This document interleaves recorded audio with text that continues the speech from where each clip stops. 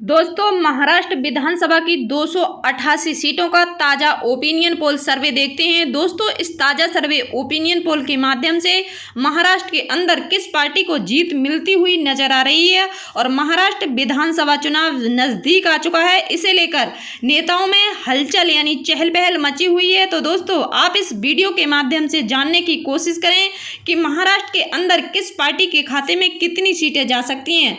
आज हम आपको बताएंगे। दोस्तों, आपको बता दें कि जो मौजूदा समय में बीजेपी यानी भारतीय जनता पार्टी या महायुति गठबंधन की महाराष्ट्र के अंदर सरकार है, वो सरकार फिर से बनती हुई नजर आ रही है या फिर नहीं, इस ताज़ा सर्वे ओपिनियन पोल के माध्यम से हम लोग जानने की कोशिश करेंगे। वहीं जो कांग्रेस यानी इंडिया गठबंधन, महाविकास आघाड़ी और उद्धव ठाकरे की पार्टी का, यहाँ पर शरद पवार की एनसीपी पार्टी का जो गठबंधन बना है, यहाँ पर पार्टी कितनी सफल होती हुई नजर आ रही है और कितनी सीटों का आंकड़ा पार करता हुआ नजर आ रहा है, आज के इस ताज़ा सर्वे ओपिनियन पोल में बात करेंगे। और दोस्तों, आप लोगों को जानकारी के लिए बता दूं कि महाराष्ट्र में विधानसभा की 288 सीटें हैं और बहुमत का आंकड़ा है तो दोस्तों वो 145 सीटों का है। तो भी पार्टी महाराष्ट्र के अंदर 145 सीटें या उससे भी अधिक सीटें जीतेगी, वही पार्टी अपनी सरकार बना पाएगी। इस ओपिनियन पोल में देखेंगे कि कौन सी पार्टी 145 सीटें जीतती हुई नजर आ रही है। और दोस्तों, आप लोगों को वीडियो पसंद आए तो वीडियो को लाइक कर लें। चलिए दोस्तों, वीडियो शुरू कर लेते हैं और देखते हैं। महाराष्ट्र का सबसे पहला जिला आता है बुल्ढाणा। बुल्ढाणा की दोस्तों बात कर लेते हैं तो यहाँ पर बुल्ढाणा जिले में 7 विधानसभा सीट आती हैं। 7 विधानसभा सीटों की बात करें तो एनडीए के खाते में 3, इंडिया महागठबंधन के खाते में 4, अन्य दल की बात करें तो अन्य दल के खाते में 0 सीट जाती हुई नजर आ रही है। चलिए अब बात करते हैं चंद्रपुर जिले की। चंद्रपुर जिले में विधानसभा की 6 सीटें हैं। 6 सीटों की दोस्तों अगर बात करते हैं तो एनडीए बीजेपी के खाते में 2, इंडिया महागठबंधन यानी कांग्रेस के खाते में 4, अन्य दल की बात करें तो यहाँ पर चंद्रपुर जिले में अन्य दल के खाते में 0 सीट जाती हुई नजर आ रही है। चलिए अब बात करते हैं धुले जिले की। धुले जिले में विधानसभा की 5 सीटें आती हैं। 5 सीटों की दोस्तों यहाँ देखा जाए तो एनडीए बीजेपी के खाते में 2, इंडिया महागठबंधन कांग्रेस के खाते में 3, अन्य दल की बात करें तो यहाँ पर धुले जिले में अन्य दल के खाते में 0 सीट जाती हुई नजर आ रही है। चलिए इसी के साथ बात करते हैं महाराष्ट्र का अगला जिला भीड़ की।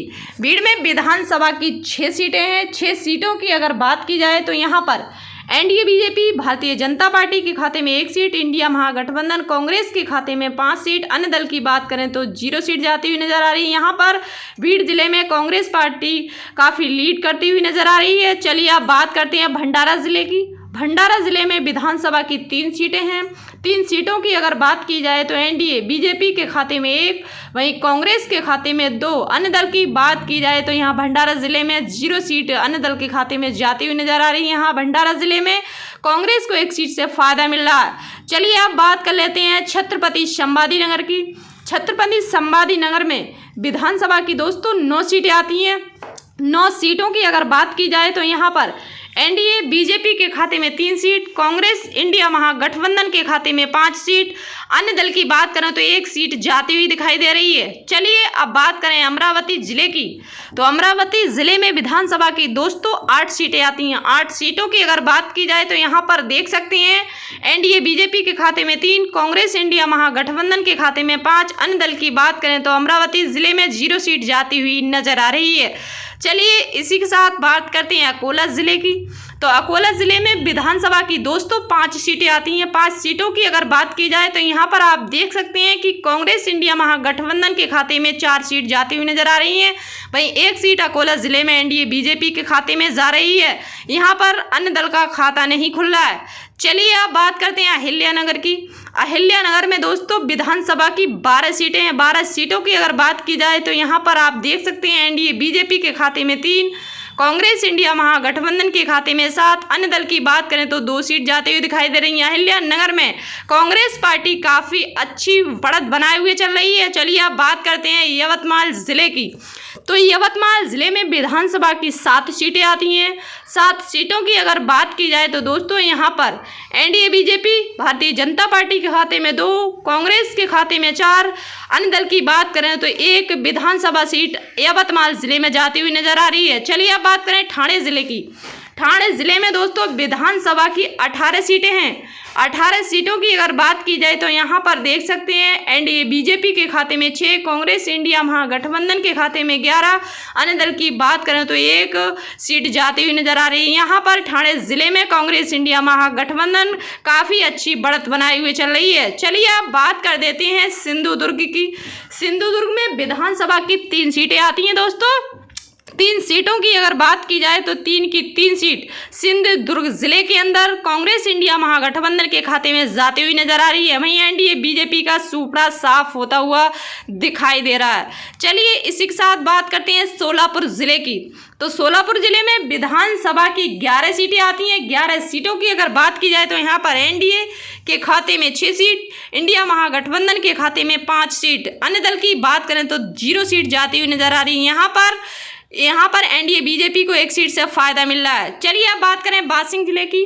तो बासिंग जिले में दोस्तों विधानसभा की 3 सीटें आती हैं। 3 सीटों की अगर बात की जाए तो यहाँ पर एनडीए यानी बीजेपी के खाते में 1 सीट, कांग्रेस के खाते में 2 सीट, अन्य दल की बात करें तो यहाँ बासिंग जिले में अन्य दल के खाते में 0 सीट जाती हुई नजर आ रही है। चलिए इसी के साथ बात करते हैं वर्धा जिले की।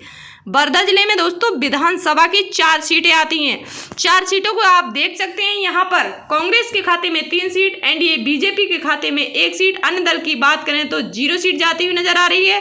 वर्धा जिले के अंदर कांग्रेस पार्टी काफी अच्छी बढ़त बनाए हुए चल रही है। चलिए इसी के साथ बात करें जलगांव जिले की। जलगांव जिले में दोस्तों विधानसभा की 11 सीटें हैं। 11 सीटों की अगर बात की जाए तो यहाँ पर एनडीए बीजेपी यानी बीजेपी के खाते में 4 सीट, वहीं कांग्रेस इंडिया महागठबंधन के खाते में 7 सीट, अन्य दल की बात करें तो जलगांव जिले के अंदर 0 सीट जाती हुई नजर आ रही है। चलिए अब बात करें हिंगोली जिले की। हिंगोली जिले में दोस्तों विधानसभा की 3 सीटें और 3 की 3 सीट कांग्रेस इंडिया महागठबंधन यानी उद्धव ठाकरे की पार्टी एनसीपी पार्टी उनके खाते में जाती हुई नजर आ रही है। यहाँ पर हिंगोली जिले में एनडीए यानी बीजेपी का खाता खुलने की कोई संभावना नहीं है। चलिए अब बात करें गोंदिया जिले की। तो गोंदिया जिले में दोस्तों विधानसभा की 4 सीटें हैं। 4 सीटों की अगर बात की जाए तो आप देख सकते हैं एनडीए बीजेपी के खाते में 2, कांग्रेस इंडिया महागठबंधन के खाते में 2। गोंदिया जिले के अंदर दोनों ही पार्टियों में कांटे की टक्कर देखने को मिल सकती है। यहाँ गोंदिया जिले के अंदर अन्य दल का खाता 0 है। वहीं अगले जिले की बात करें तो आता है सतारा। सतारा में विधानसभा की 8 सीटें हैं। 8 सीटों की अगर बात की जाए तो यहाँ पर कांग्रेस के खाते में 4, एनडीए बीजेपी के खाते में 4। सतारा जिले के अंदर दोनों ही पार्टियों में कड़ी टक्कर देखने को मिल सकती है। सतारा जिले के अंदर अन्य दल के खाते में 0 सीट जा रही है। चलिए अब बात करें गढ़चिरौली जिले की। तो गढ़चिरौली जिले में विधानसभा की 3 सीटें हैं और 3 की 3 सीट कांग्रेस इंडिया महागठबंधन के खाते में जाती हुई नजर आ रही है। गढ़चिरौली जिले के अंदर एनडीए बीजेपी का खाता नहीं खुल रहा है, वहीं अन्य दल का भी खाता नहीं खुल रहा है। चलिए दोस्तों इसी के साथ बात कर देते हैं सांगली जिले की। तो सांगली जिले में विधानसभा की 8 सीटें हैं। 8 सीटों की अगर बात की जाए तो यहाँ पर देख सकते हैं एनडीए बीजेपी के खाते में 3, कांग्रेस इंडिया महागठबंधन के खाते में 5 सीट, अन्य दल की बात करें तो 0 सीट जाती हुई नजर आ रही है। सांगली जिले के अंदर कांग्रेस पार्टी काफी बढ़त बनाए हुए चल रही है। चलिए अब बात करें रत्नागिरी जिले की। तो रत्नागिरी जिले में विधानसभा की 5 सीटें आती हैं। 5 सीटों की अगर बात की जाए तो एनडीए बीजेपी के खाते में 1, कांग्रेस पार्टी के खाते में 4 सीट, अन्य दल की बात करें तो 0 सीट जाती हुई नजर आ रही है। रत्नागिरी जिले में एनडीए बीजेपी को झटका लगता हुआ नजर आ रहा है। चलिए इसी के साथ बात कर लेते हैं लातूर जिले की। लातूर जिले में विधानसभा की 6 सीटें हैं। दोस्तों 6 सीटों की अगर बात की जाए तो यहाँ पर एनडीए बीजेपी के खाते में 2 सीट, कांग्रेस इंडिया महागठबंधन के खाते में 4 सीट, अन्य दल की बात करें तो यहाँ पर लातूर जिले के अंदर अन्य दल के खाते में 0 सीट जाती हुई नजर आ रही है। चलिए अब बात करें रायगढ़ की। रायगढ़ जिले में विधानसभा की 7 सीटें हैं। 7 सीटों की अगर बात की जाए तो यहाँ पर एनडीए बीजेपी के खाते में 2, कांग्रेस इंडिया महागठबंधन के खाते में 5, अन्य दल की बात करें तो रायगढ़ जिले में 0 सीट जाती हुई नजर आ रही है। चलिए इसी के साथ दोस्तों बात करते हैं मुंबई सिटी यानी मुंबई शहर की। मुंबई शहर में विधानसभा की 10 सीटें आती हैं। 10 सीटों की अगर बात की जाए तो यहाँ पर NDA BJP Bharatiya Janata party के खाते में 3, इंडिया महागठबंधन कांग्रेस पार्टी के खाते में 7। अन्य दल की बात करें तो मुंबई शहर में 0 सीट जाती हुई नजर आ रही है। मुंबई शहर के अंदर इंडिया महागठबंधन कांग्रेस पार्टी काफ़ी अच्छी बढ़त बनाई हुई चल रही है। अब बात करते हैं मुंबई की। मुंबई में तो दोस्तों विधानसभा की 26 सीटें आती हैं और 26 सीटों की अगर बात की जाए तो यहाँ पर कांग्रेस इंडिया महागठबंधन के खाते में 18 सीट, एनडीए बीजेपी के खाते में 7 सीट, अन्य दल की बात करें तो 1 सीट जाती हुई नजर आ रही है। मुंबई जिले में 26 में से कांग्रेस पार्टी 18 सीटें जीतती हुई नजर आ रही है। चलिए आप बात करते हैं कोल्हापुर की। कोल्हापुर में विधानसभा की 10 सीटें आती हैं। 10 सीटों की अगर बात की जाए तो यहाँ पर कांग्रेस पार्टी के खाते में 6 सीट, एनडीए बीजेपी के खाते में 4 सीट, अन्य दल की बात करें तो कोल्हापुर जिले में 0 सीट जाती हुई नजर आ रही है। कोल्हापुर जिले में इंडिया महागठबंधन को फायदा मिल रहा है। वही बात करते हैं जालना जिले की। जालना जिले में दोस्तों विधानसभा की 5 सीटें आती हैं। 5 सीटों की अगर बात की जाए तो यहाँ पर एनडीए बीजेपी के खाते में 1, वहीं कांग्रेस पार्टी के खाते में 4, अन्य दल की बात करें तो 0 सीट जाती हुई नजर आ रही है। चलिए दोस्तों इसी के साथ बात करते हैं महाराष्ट्र का। अगला जिला आता है नागपुर।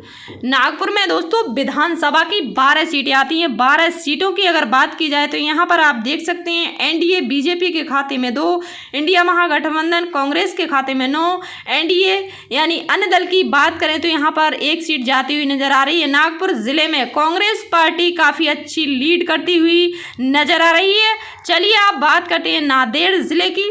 तो नांदेड़ जिले में विधानसभा की दोस्तों 9 सीटें आती हैं। 9 सीटों को अगर आप देख सकते हैं तो एनडीए के खाते में 4, इंडिया महागठबंधन के खाते में 5, अन्य दल की बात करें तो नांदेड़ जिले के अंदर अन्य दल के खाते में 0 सीट जाती हुई नजर आ रही है। चलिए दोस्तों इसी के साथ बात करते हैं नंदुरबार जिले की। तो नंदुरबार जिले में विधानसभा की 4 सीटें आती हैं। 4 सीटों की अगर बात की जाए तो यहाँ पर 3 सीट एनडीए बीजेपी के खाते में जाती हुई दिखाई दे रही हैं, वहीं कांग्रेस पार्टी के खाते में 1 सीट जाती हुई दिखाई दे रही है। अन्य दल की बात करें तो नंदुरबार में 0 सीट जाती हुई नजर आ रही है। चलिए अब बात करें नासिक जिले की। नासिक जिले में विधानसभा की 15 सीटें आती हैं। 15 सीटों की अगर बात की जाए तो यहाँ पर एनडीए बीजेपी के खाते में 7 सीट, कांग्रेस इंडिया महागठबंधन के खाते में 8 सीट, अन्य दल की बात करें तो 0 सीट जाती हुई नजर आ रही है। नासिक जिले में कांग्रेस पार्टी को 1 सीट से फायदा मिलता हुआ नजर आ रहा है। चलिए अब बात करें पालघर जिले की। तो पालघर जिले में विधानसभा की 6 सीटें आती हैं। 6 सीटों की अगर बात करें तो यहाँ पर एनडीए के खाते में 3, वहीं इंडिया महागठबंधन के खाते में 3। पालघर जिले के अंदर दोनों ही पार्टियां बराबरी कर रही हैं। पालघर जिले में अन्य दल के खाते में 0 सीट जाती हुई नजर आ रही है। चलिए अब बात करें धाराशिव जिले की। तो धाराशिव जिले में विधानसभा की 4 सीटें आती हैं। 4 सीटों की अगर बात की जाए तो यहाँ पर एनडीए बीजेपी के खाते में 2, कांग्रेस इंडिया महागठबंधन के खाते में 2। धाराशिव जिले में दोनों ही पार्टियां बराबरी कर रही हैं। अन्य दल का खाता यहाँ खुल नहीं रहा। चलिए आप बात करें पुणे जिले की। पुणे जिले में विधानसभा की 21 सीटें आती हैं। 21 सीटों की अगर बात की जाए तो एनडीए यानी बीजेपी के खाते में 8 सीट, कांग्रेस पार्टी के खाते में 11 सीट, अन्य दल की बात करें तो यहाँ 2 सीट पुणे जिले के अंदर अन्य दल के खाते में जाती हुई नजर आ रही है। पुणे जिले के अंदर कांग्रेस पार्टी काफ़ी अच्छी लीड करती हुई नजर आ रही है। चलिए इसी के साथ बात कर लेते हैं परभनी जिले की।